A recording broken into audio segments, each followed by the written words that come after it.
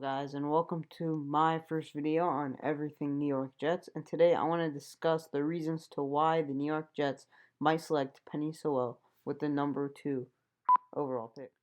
Now, for this to happen, in my opinion, we're really going to have to see Joe Douglas and really the new coach commit to Sam Darnold, because I really think if they want to commit to a new quarterback, they're going to do it at number 2 instead of Seattle's pick, unless they like one of those, maybe Mac Jones or Kyle Trask if they do fall to that spot. But I want to talk about to why they would select Penei Sewell, and we all know that the offensive line's been an issue, but actually this year I've liked George Fant, and we know that Mekhi Becton's an absolute stud.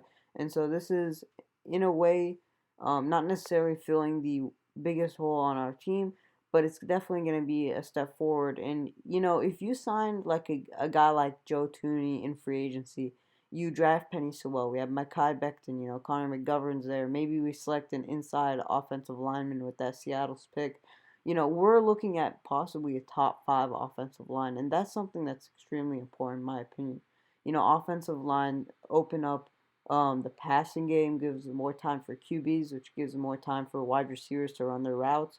They open up the running game, which adds, a lot more complexity to the offense, and really just makes it even more difficult for the defense to stop the offense. And in my opinion, I think this is a good move because even if Sam Darnold is not the answer and we figure that out next year, I mean, we're setting up this next QB with success. I mean, they're gonna come in with a top 5 offensive line. That's something that you can't really go into. You usually go into bad teams with bad lines, and that's what happened to Sam Darnold.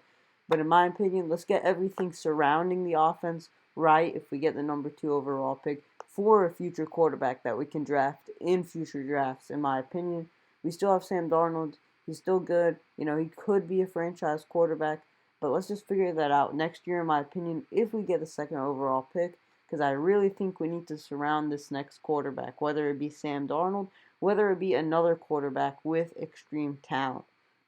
And I really think if we double dip, especially if we double dip in the offensive line, with this 2nd overall pick, with the Seattle's pick, and maybe we select a wide receiver with the 2nd round pick, we're going to have a nasty offense. And I think it's really good, especially if we can sign, like I said, Joe Tooney, maybe Allen Robinson, Juju Smith-Schuster, one of those guys as well as Joe Tooney. We can have a top offense in terms of wide receivers, in terms of O-line. It would be really fun to watch.